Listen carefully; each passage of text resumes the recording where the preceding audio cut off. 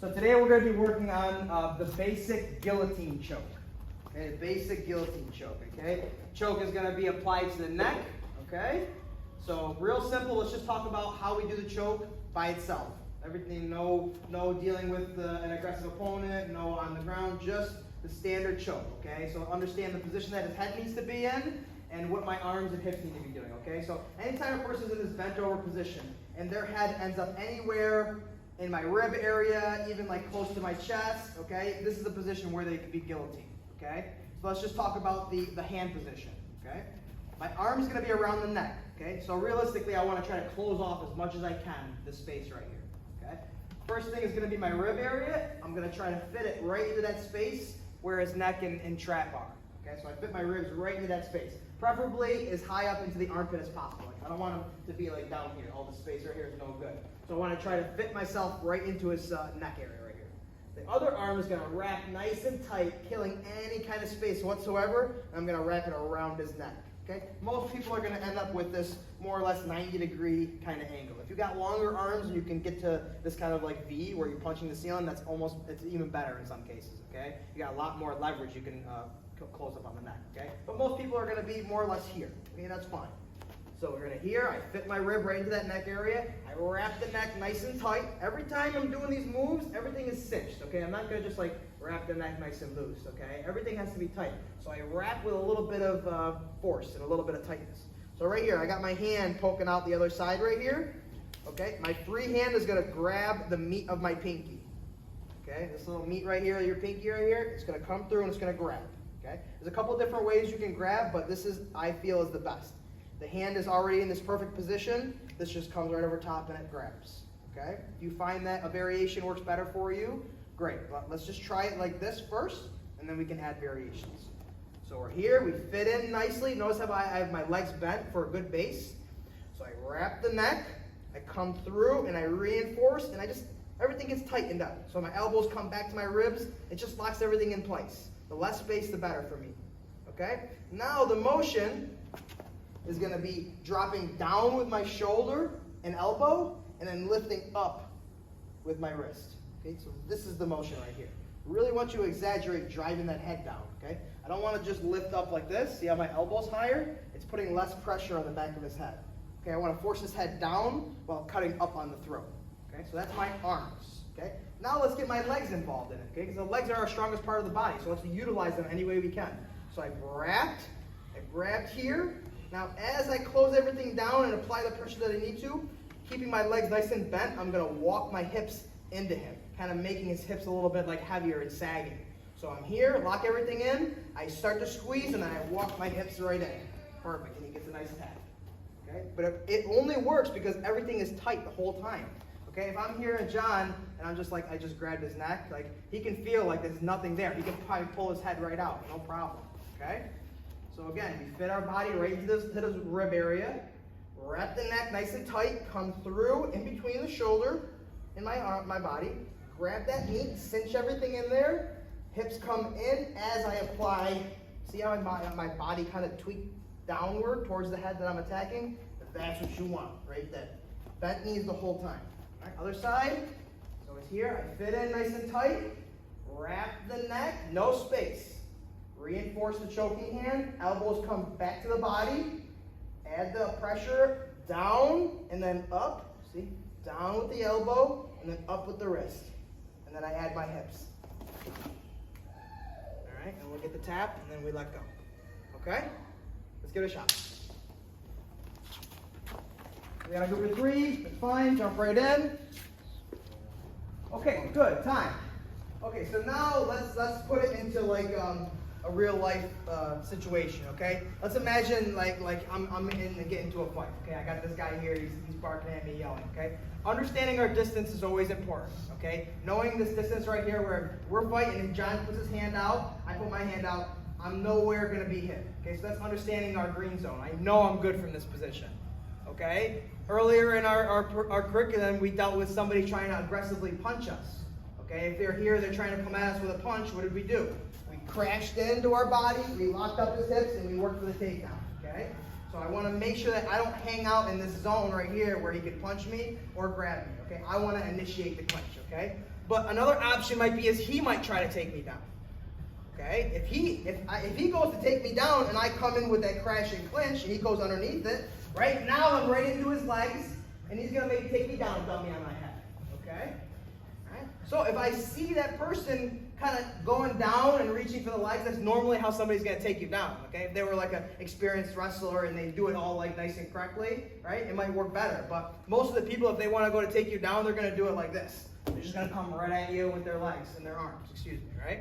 So that's normally you're going to be able to see it coming, okay? So if I'm here and I see John coming in for my legs and my takedown, I'm going to use my hands to stop that. I'm going to check their shoulders. And I'm going to kick my legs back on a little bit of a sprawl right here. So this is just a natural way to stuff somebody's takedown. Okay, so back up again. So if I'm here, I got my hands up, I see John coming for my legs go back, all right, and my hands go to his shoulder. And I put a little check onto him. That way he feels it, okay? From here, John can still continue to push forward. So I need to make sure that I have a good base in order to push back on it.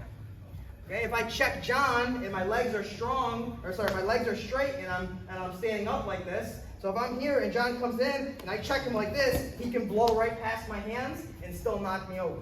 So that's why I need to kick my legs back behind my shoulders. That way I have some kind of force that I can push against him. So if he keeps trying to drive through, I can either back up with it and kind of give him that buffer, or I can push back completely and back him up. Okay, so again, he's behind here, I'm here, my hands are up, he's attacking, he shoots in, boom. My hands come out, my legs go back, and I'm strong right here. I have a good base. John keeps pushing in, I can either stop it or I can move back with him. I'm never getting blown over my ankles where now the fight gets taken to the ground, not on my terms. Okay, if it goes to the ground, you always want to try to make it on your terms. Okay, so it's just real quick, it's just check and sprawl, or block and sprawl, we'll call it. So he's here, he's coming in, boom, block and sprawl, and he backs up. Again, he's coming in, I block and sprawl and keep pushing in a little bit. Feel that ability to push back to somebody so you don't feel like, oh, if they push a little bit more, I'm just going on my butt. I don't want to see that. So we block and sprawl, and then we just kind of try to maintain our position right there as they continue to push in. Okay, just for a couple minutes. Go ahead. Real simple. Okay, time. Okay, so now let's kind of put it together. Okay, let's say the guy's coming at us, he's trying to take us down, so we stop the initial attack. Okay, but he still keeps coming. So I want to put him in a situation where I can get a choke, where he would probably comply a little bit, or if you apply the choke correctly and he still keeps fighting, he's going to go to sleep. Okay, so we're going to add these two together. Okay, so I'm here, I'm at this distance where I feel safe. All right, John's going to come in and attack me. I start out by blocking the initial attack. Okay, hips come back, arms come out. Okay, so I block it. Make sure they're nice, strong, stiff arms right here. Okay, bent arms is going to be able to collapse that frame. Boom, nice, strong, straight arm. Okay, now I want to drop him into the guillotine. Okay, if somehow in the scramble he ended up in this position, awesome. Okay, but right now I want to shove his head into the guillotine. So once I'm in this position right here, I'm going to pick a hand. Okay, so whatever arm that I want to choke with. So let's just say I want to choke John with my right arm. Okay, I'm going to use my left arm and I'm going to club his head into my pocket right here. See that? And I drive my chest right into that shoulder, just how we started off. I want to kill that space right there. Okay, so I want to club his head into that little pocket right there, and that starts my choke off. Okay, so we're just here.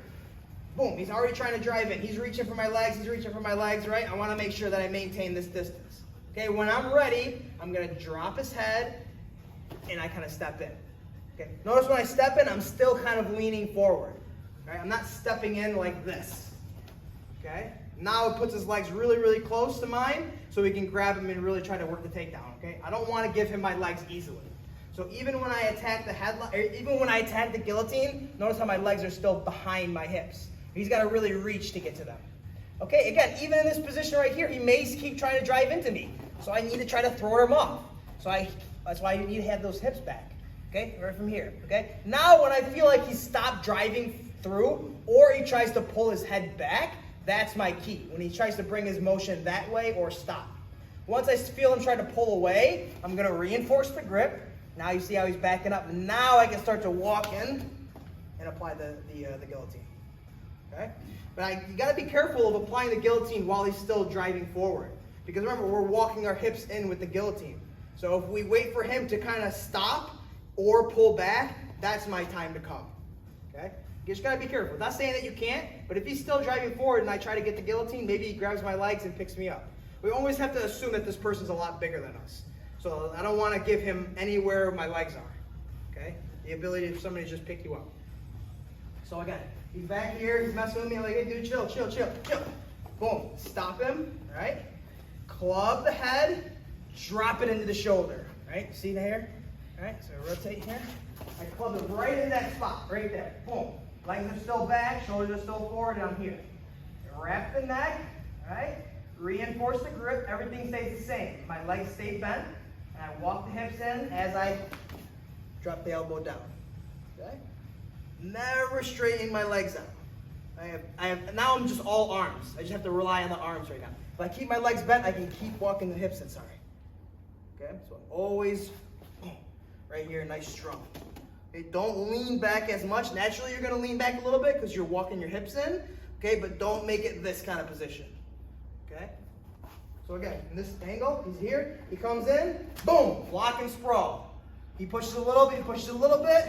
When I'm ready, I'm going to club the head, drop it into the pocket, cinching up the guillotine, reinforce the hand, and then when I feel him start to stop or pull back, now I'm going to walk the hips in and finish. Okay, so we're just adding it to more of a realistic situation as far as like a self-defense scenario. Okay, so he attacks, we block, we sprawl, we throw it off the attack for a second, drop him into the pocket, wait for him to relax, and then I walk the hips in and I finish the guillotine. Okay, let's work. Okay, time. All right, so now we're going to add another kind of extension with that position. Okay. So everything stays the same, okay, right? He tried to shoot it and take down. I stuff and block. He's here. He stuffs and blocks, right? He pushes through. I throw it off the attack for a second. I drop him into the guillotine, okay? Now I'm here. The guy's continually driving forward, right? I don't feel like I have that opportunity to start working my hips in. I feel like if I start doing that, then I'm going to get taken down. Okay? So if somebody is really dedicated to continue to drive forward, I'm going to use that energy and I'm going to snap him down to the mat. Okay? Once I snap him down to the mat, it's going to be very difficult for him to keep driving forward. Okay? He's just not as comfortable on your knees driving forward than on your feet. Okay? So it's definitely better off. So from here, right, if I feel John continuing to drive me forward, right, I got this hand here on the shoulder because that's going to be reinforcing the grip, right? So just before, right, once I've shoved it in, it's kind of like right in this shoulder area right here, right? You can go over the armpit or you can come under the armpit. It's up to you, okay? Now what I want to do is I want to really aggressively sprawl my legs back and I want to think about shaking out a towel with my arms. So if I get here and I want to take him down to the ground, I'm going to kick my legs back very aggressively, almost like I'm going belly down, and I want to try to snap his head to the ground. Okay? Now I'm in this position right here where I have the guillotine still, but now I've brought it to the ground where he doesn't have as much driving force to the ground, right? All right, from here you got a lot of options right here, right? You can spin to the back, right? And we can start attacking from this position right here. Or if you snap him down to the ground, you can push him and disengage if you want to get out of there. Okay, so you always have that option after you snap the guy to disengage completely. Okay, so back up. So we're here, he comes at me, boom, I block, I throw it off the attack, I drive him into the guillotine. I feel like I don't got the right opportunity to actually do the choke. So instead I'm gonna kick the legs back and snap him to the ground. Okay? You can have your legs in a whole bunch of different ways. On one knee, on both knees. You can be on both toes like this. Okay, but the idea is to just keep that weight on his head. Okay, when I snap him down, all my weight is like right here. So think about that choking arm. That shoulder is right in the back of his neck right here. And then we go from here. Okay, I can continue if I want to attack the guillotine right now. I can do that. Okay, if I want to just use it as a control position, the front headlock, great. But if not, if you want to continue the attack from there, you still have that option because I still have the neck.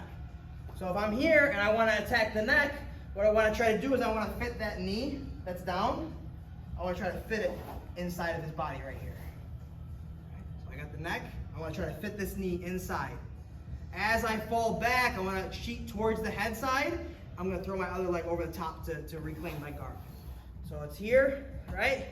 All right. I shoot the knee in. And then I fall back, and I come over the top. And then I get that tap. Okay, keeping everything nice and tight. All right. backs up a little bit. So he's here. He's down, right? I come in, I reinforce the grip, right? I shoot the knee in, right here.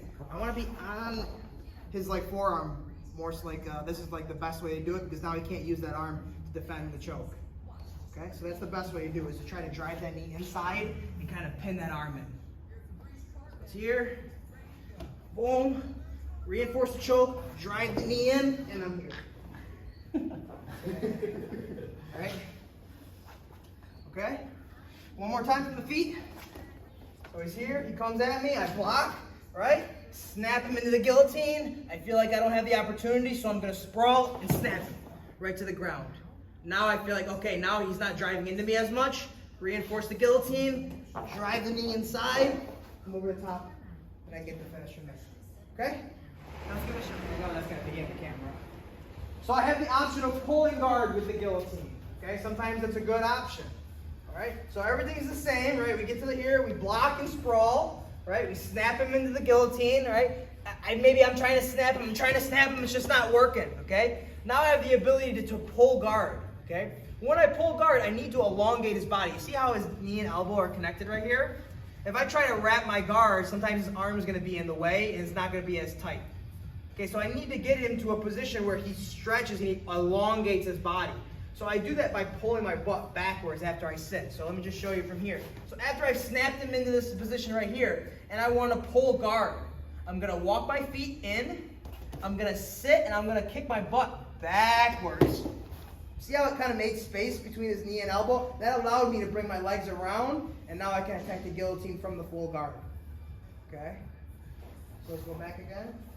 The whole time I didn't let go of the choking hand, I only let it go because I was talking. But the whole time I should be keeping that reinforcement of the choke. So that way, once I hit the guard, I can start applying that choke. Back up again. He's here. He comes in. I block, right? I drop him into the pocket. I start to reinforce it. Walk my feet in, sit, and then kick my butt back. Boom. Once I lock my guard up, everything stays the same. I drop the elbow to the floor, lift up on the wrist, and add my hip flexion. Okay, my hip flexion is still part of it, okay? I have to add my hip hinge after I cinch the choke in. Okay, don't have your legs just doing nothing but holding his hips. Use his body. As you add the guillotine up the upper arm part, you're gonna add the hips, which is gonna add that extra bend to the guy's back, which is what you need. Okay, so don't forget about your legs. Your hips are very strong. Boom, you're gonna add that extra little bit that you need to cut off the choke. Okay, so one more time. It's just a pulling guard option. It's definitely applicable. You can definitely do it. Snap, reinforce, walk the feet in, sit, and then I pull my butt backwards. And now I'm able to wrap around. Try to go as high as you can. Don't go like low here on the butt. I want to be as high as I can possibly. Drive the elbow to the floor, lift up on the hand, and add the hip pressure. Okay? Let's give it a shot. Let's pull guard.